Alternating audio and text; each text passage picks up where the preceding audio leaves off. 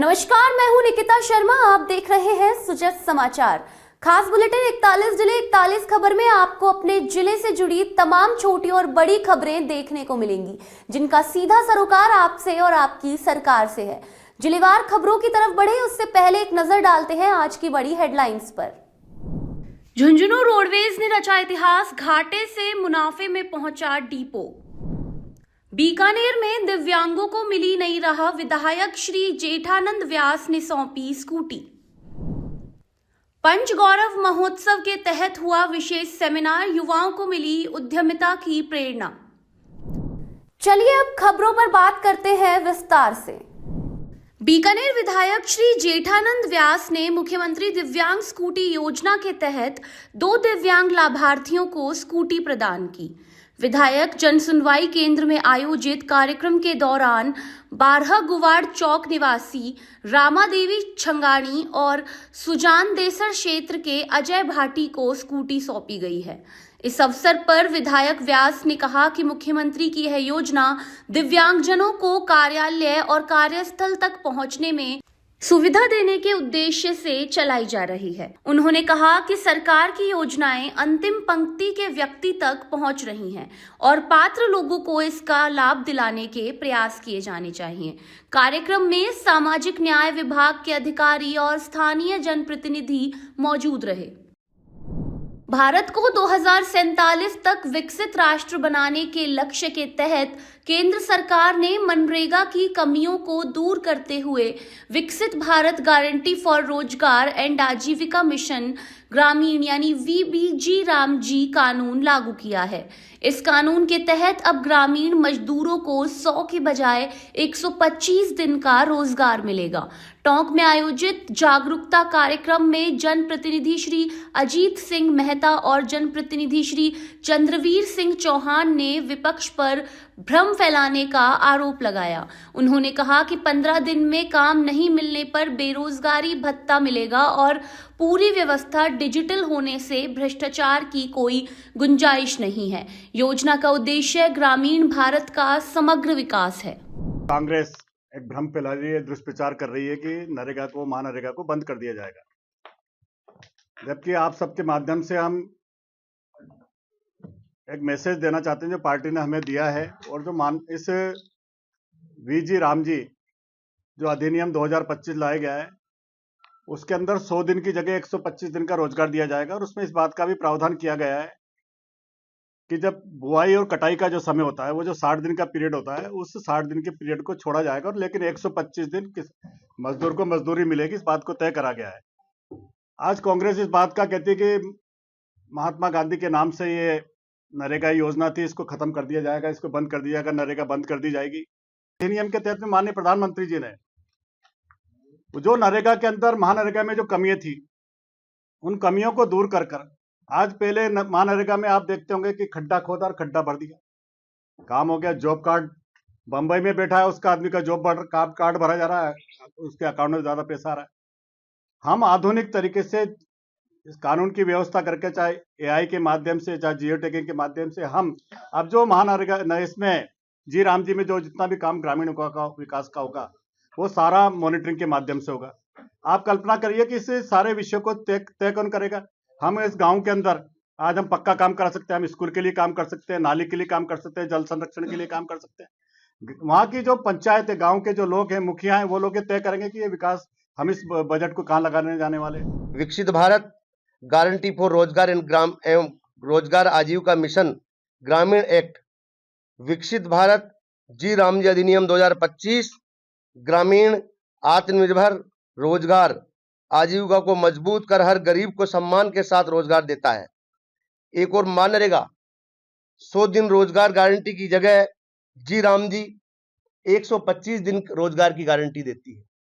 इसके अतिरिक्त हमारे वन क्षेत्र के अनुसूचित जाति के भाइयों के लिए 25 दिन का और एक काम का अधिकार देती है। हमारे जो किसान भाइयों का बुआई जुताई का समय आता है, उसमें 60 दिन का अवकाश का रखने का भी इसमें प्रावधान दिया है। और यदि किसी को रोजगार नहीं मिलता है तो उनको बेरोजगारी भत्ता देने का भी एक अलग से इसमें प्रयास। जिला प्रशासन सलुम्बर की ओर से आयोजित 2 दिवसीय पंच गौरव महोत्सव के तहत सलुम्बर सुपरस्टार नाइट का आयोजन किया गया। महोत्सव में जिले की बहुआयामी लोक संस्कृति और परंपराओं की मनोहारी झलक देखने को मिली। मुख्यमंत्री श्री भजनलाल शर्मा के विकसित राजस्थान के विजन के तहत आयोजित इस महोत्सव का उद्देश्य जनजातीय क्षेत्रों में पर्यटन और लोक संस्कृति को बढ़ावा देना है। सलुम्बर जिले में पर्यटन विकास को गति देने के उद्देश्य से आयोजित 2 दिवसीय पंचगौरव महोत्सव से पर्यटन गतिविधियों को खासा संबल मिला है।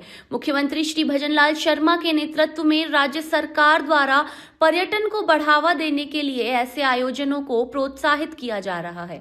महोत्सव के दूसरे दिन जयसमंद झील की पाल से रूठी रानी महल तक ट्रैकिंग का आयोजन किया गया। वहीं अंतिम दिन जयसमंद झील में नौकायान प्रतियोगिता आकर्षण का केंद्र रही। पुलिस अधीक्षक श्री राजेश यादव और एसडीएम आकांक्षा दुबे ने प्रतियोगिता का शुभारंभ किया। बड़ी संख्या में लोगों ने कार्यक्रम का आनंद लिया। पंचगौरव महोत्सव के दूसरे दिन हाडी रानी महाविद्यालय में एक जिला एक उत्पाद क्वार्टर्स विषय पर सेमिनार का आयोजन किया गया। जिला प्रशासन, उद्योग विभाग और खान विभाग के संयुक्त तत्वाधान में आयोजित सेमिनार की अध्यक्षता अतिरिक्त जिला कलेक्टर ने की। इस अवसर पर नोडल अधिकारी श्री शैल सिंह सोलंकी ने सलुम्बर जिले के पंचगौरव और क्वार्टर्स की संभावनाओं की जानकारी दी। साथ ही जिला उद्योग अधिकारी श्री चोखाराम ने राज्य सरकार की ODOP पॉलिसी, ऋण योजनाओं और RIPS 2024 की जानकारी दी। इसके अलावा अतिरिक्त जिला कलेक्टर ने युवाओं को उद्यमिता के लिए प्रेरित किया। खाटू श्याम जी में फरवरी माह में लगने वाले विश्व प्रसिद्ध बाबा श्याम के फाल्गुनी लक्खी मेले को लेकर जिला पुलिस प्रशासन अलर्ट मोड पर है। मेला सुरक्षा और यातायात व्यवस्थाओं को लेकर पुलिस अधीक्षक श्री प्रवीण नायक नूनावत ने DYSP कार्यालय में उच्च स्तरीय बैठक ली। बैठक में कानून व्यवस्था, भीड़ नियंत्रण और श्रद्धालुओं की सुगम दर्शन व्यवस्था पर विस्तार से चर्चा की गई। SP श्री नूनावत ने कहा कि लाखों श्रद्धालुओं की सुरक्षा सर्वोच्च प्राथमिकता होगी। इसके बाद उन्होंने दर्शन मार्ग पर निरीक्षण कर बैरिकेडिंग, CCTV और पुलिस जाब्ते की व्यवस्थाओं का जायजा लिया। जो मेला आने वाला है उसके लिए हमने अरेंजमेंट्स का एक मीटिंग किया। पिछले मेले में और जो अभी एक तारीख को जो अपना न्यू ईयर पे जो मेला हुआ था उसमें हमने कुछ चीज़ें जो ऑब्जर्व किया वो हम चाह रहे हैं कि इस फरवरी के जो मेले में है वो सब चेंजेस करें ताकि जो भी श्रद्धालु भक्त जो आते हैं उनको असुविधा न पैदा हो और वो उनके जो दर्शन है वो साफ रह जाए, सुरक्षित रह जाए। इसके लिए हमने नया कुछ चीज़ें प्लान कर रहे हैं, उसकी हम पालना कराएंगे ताकि मेले जो है अच्छे से श्याम दर्शनों को लेकर क्या क्या बदलाव किया जा रहा है सर? हम कुछ एग्जिट्स पे भी कुछ चेंज कराएंगे और जो पार्किंग जो चीज़ें हैं, नया पार्किंग भी हमने देख लिया है ताकि उस नया पार्किंग में भी गाड़ियाँ का पार्किंग हो जाएगी और जो कुछ पॉइंट है हमारे जहाँ पे कैमरे भी लगेगा ताकि क्या लोगों की जो मूवमेंट है वो हमारा कैमरे के नज़र में ही रहे ताकि हम भीड़ को भी एक्सेस करें और जो भी कुछ चीज़ें होती है उस पर फास्ट एक्शन ले सकें। तिजारा के टपुकड़ा क्षेत्र स्थित विद्यालयों के वार्षिक उत्सव कार्यक्रम में सरस डेयरी चेयरमैन श्री नितिन सांगवान ने विद्यार्थियों को सफलता के मंत्र दिए। विजडम वर्ल्ड और BVM विद्यालय में आयोजित कार्यक्रम में उन्होंने 10वीं और 12वीं में उत्कृष्ट रैंक हासिल करने वाले छात्र छात्राओं को सम्मानित किया। श्री नितिन सांगवान ने कहा कि सफलता के लिए मेहनत, ईमानदारी, माता पिता और गुरुजनों की आज्ञा तथा अच्छी संगत जरूरी है। उन्होंने विद्यार्थियों को किस्मत पर नहीं मेहनत पर भरोसा करने की सीख दी और देश के लिए योगदान देने का आह्वान किया। कार्यक्रम में जनप्रतिनिधि श्री मामन सिंह यादव सहित कई गणमान्य लोग मौजूद रहे। बीकानेर चिल्ड्रन फेस्टिवल आजू गुजा 2.0 का 3 दिवसीय आयोजन रविवार को उत्साह और उल्लास के साथ संपन्न हुआ। समापन दिवस पर रविवार की छुट्टी के चलते बच्चों और अभिभावकों की रिकॉर्ड भीड़ उमड़ी, जिसके चलते कुछ समय के लिए स्टेडियम के गेट बंद करने पड़े। अंतिम दिन बच्चों ने fun games, creative workshop, painting, drum circle और लाइव एक्टिविटीज में बढ़ चढ़कर भाग लिया। जिला कलेक्टर नम्रता वृष्णि ने आयोजन को बच्चों की रचनात्मकता और आत्मविश्वास बढ़ाने वाला बताया। निगम कमिश्नर श्री मयंक मनीष के अनुसार तीसरे दिन करीब 50,000 एंट्री हुई। फेस्टिवल ने बच्चों के सबसे बड़े आयोजन के रूप में पहचान बनाई।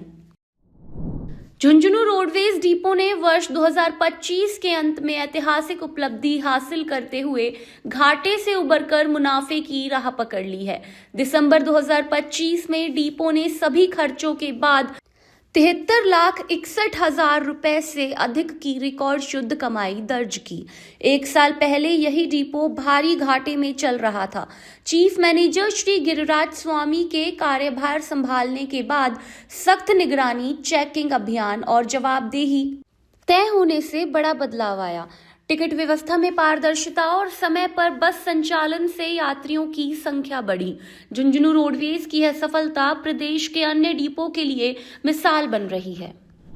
माननीय मुख्यमंत्री महोदय एवं प्रबंध निदेशक महोदय की जो पारदर्शिता से कार्य करने के जो उन्होंने निर्देश दिए, उनकी पूर्ण पालना करते हुए और झुंझुनू आगार ने दिसंबर 2025 में 73,61,015 रुपए जो हैं वो लाभ अर्जित किए।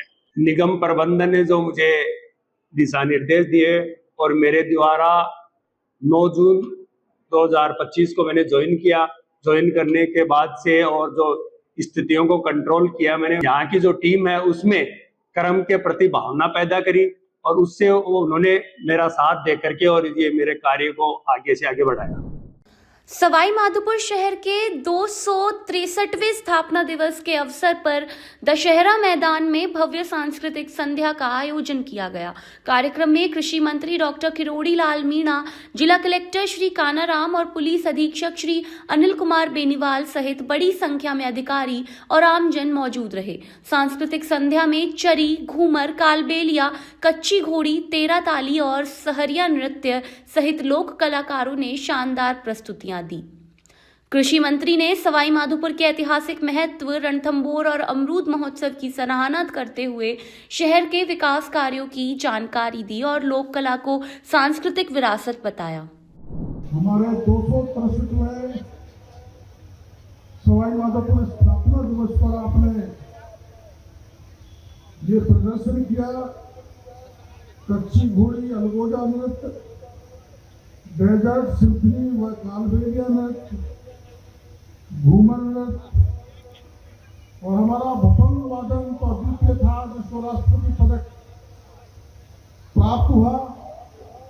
और सहरिया भाई जिन्होंने अपना डांस किया था, मैंने पूछा था कि आप सहरिया योग को बिल्कुल सहरिया है। उन्होंने बड़ा आकर्षक प्रदर्शन अपने सामने किया। चक्री नृत्य और मटका वगैरह था, 21 मटके थे। उनको संतुलन बनाए रखना बड़ा तेरा काम है, कला है।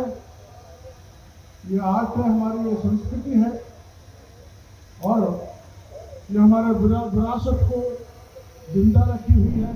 भरतपुर जिले में रविवार को शिक्षक भर्ती परीक्षा का आयोजन 2 पारियों में किया गया। जिले के 52 परीक्षा केंद्रों पर कुल 24,674 अभ्यर्थी शामिल हुए। पहली पारी में 13,200 अभ्यर्थियों ने परीक्षा दी। कड़ाके की सर्दी में भी अभ्यर्थी गर्म कपड़ों में केंद्रों के बाहर कतारों में खड़े नजर आए। प्रवेश से पहले सभी को सघन सुरक्षा जांच के बाद ही केंद्र में प्रवेश दिया गया और वीडियोग्राफी कराई गई ताकि पारदर्शिता बनी रहे। प्रत्येक केंद्र पर पर्यवेक्षक तैनात किए गए और जिले में 9 सतर्कता दलों ने परीक्षा की निगरानी सुनिश्चित की। मुख्यमंत्री श्री भजनलाल शर्मा ने बीकानेर में गौचर भूमि के संरक्षण को लेकर स्पष्ट आश्वासन दिया है।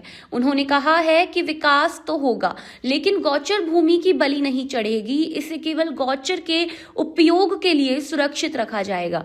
मुख्यमंत्री के इस निर्णय को बीकानेर के सभी विधायकों ने प्रेस वार्ता में समर्थन दिया। बीकानेर विकास प्राधिकरण के तहत आई भूमि का मूल स्वरूप ही रहेगा और किसी भी तरह की छेड़छाड़ नहीं होगी। आवश्यक होने पर निजी भूमि का मुआवजा देकर ही अधिग्रहण किया जाएगा। यह कदम संभावित जन आंदोलन को रोकने और जनता की भावना को संतुलित करने के लिए अहम माना जा रहा है।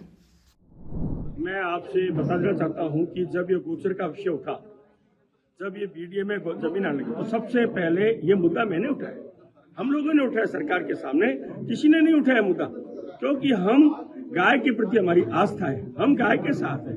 इसलिए हमारी गोचर की जो जमीन है बचनी चाहिए, इसके लिए हमने उस समय से प्रयास किया और उस समय से हमारे मुख्यमंत्री जी संवेदनशील है।